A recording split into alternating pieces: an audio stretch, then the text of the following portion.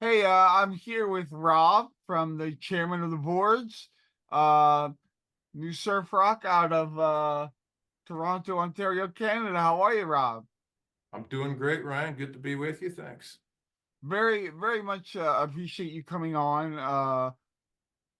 Um, I've been listening to some of your music. The pandemic inspired music is truly that inspired. Um, You tell, got it. tell me what about the apocalypse or the pandemic lockdown inspired you to create this specific type of music? Wow. It the music itself actually started before the pandemic.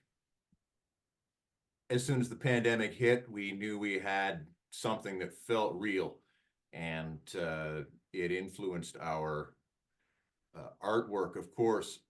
But now I wrote the music, and I play the lead guitar, but bass player producer Leo Valvasori is responsible for the concept of the album and even the concept of the band, the name chairman of the boards. So exactly when the wheels started turning about what, I think it was really more about just how the culture and the politics in the world were changing.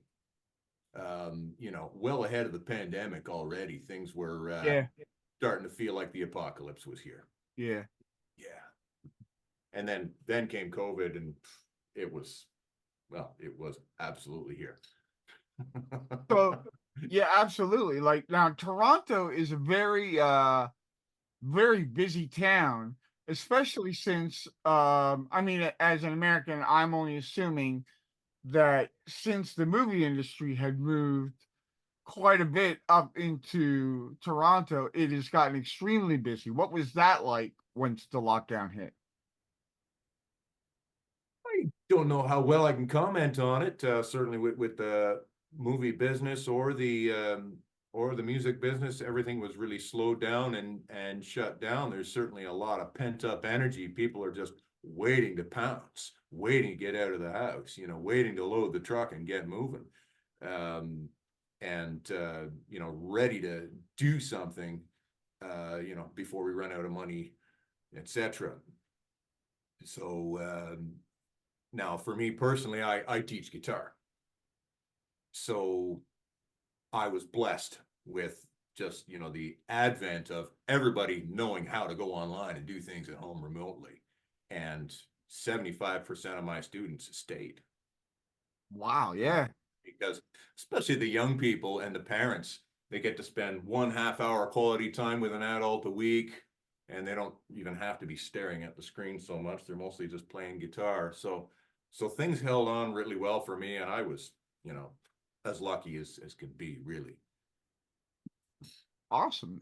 Yeah. Uh so that being said, what was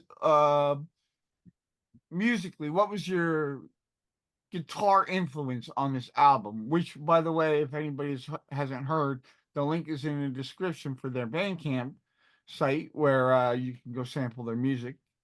Um tell me what the inspiration was musically, guitar oriented. I come from a classical background. My mother played cello in the symphony. My dad sang opera, and that really comes out, regardless of what I've picked up in my time. I'm mostly a roots and blues kind of guy, but I've spent decades playing everything under the sun, playing in cover bands, playing everything popular stuff, and whatnot. But this is my first foray into playing my own music. Um, I didn't enjoy being a singer songwriter. I just didn't have the temperament for that. But eventually I realized, I can compose music and this would be fun. Oh my goodness, surf music. Isn't that just kind of the coolest thing in the world, really? I mean, what sounds as Yeah. cool as surf music? Nothing for me and for many people I know. And that's instantly recognized. Well, it doesn't have to grow on you. You can hear that and that's great.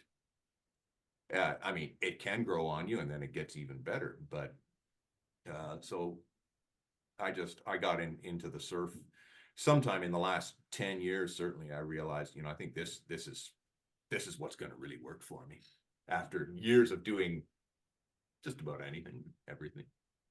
And I'm sure when you were younger, as was I, you had heard surf music and it left some sort of imprint on you. And then when you rediscover it, it kind of brought you back that feeling. Definitely, definitely, yeah. Yes. Well, what can I say? I'm just that old school vibe and that energy, and it's fun, and again, it's instant, and I mean, I don't like pop music. I don't like, this stuff that just sort of is spewed out into the mainstream and hits you for the first time, and you get it all right there. I like music that grows on me. I like like a good blues record that 100 spins later keeps getting better. That's me. Um, but the instant listenability of surf music, doesn't bother me. And there's other stuff that I do certainly I like as soon as I hear it, and I do like to listen to, I like to go out and see bands where I don't know the songs, I have no idea what it's all about, and I still enjoy it. And I guess that's because I have the musical mind to absorb it, and I'm able to process it. I don't know if I'm getting off topic on you now, but Not at all. Not at all. So what is new this summer for the band? Um, I see you're kind of active on social media. So tell me what your plans are. two things. First and foremost, we're recording our second album, and we've got 9 beautiful bed tracks laid. I'm going to be spending a few days doing all the guitars. In about 3 weeks' time, Leo is going to be at the console again, producing and engineering and making it sound fantastic as he did on the first record. And so that's the first thing. The other thing is that here in Toronto, we play live in clubs. And as I was saying, I'm a roots and blues guy, and our mode of operations is, I think, pretty unique. We play blues gigs, and what we do is we play blues, I call it blues and stuff, for the first set. And then for the second set, we bring on chairmen of the boards and give them something completely different, completely original. They haven't heard it, but it's catchy and they like it. Yeah. And yeah, it doesn't alienate anybody. And so we hit them hard with that.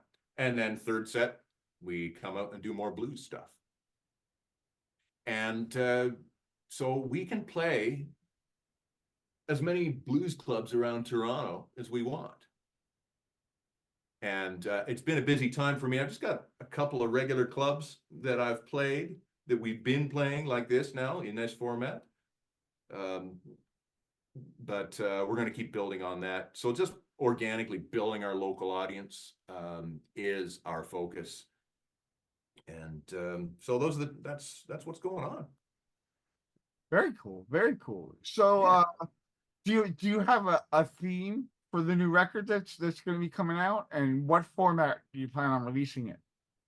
We don't. The music, format certainly. I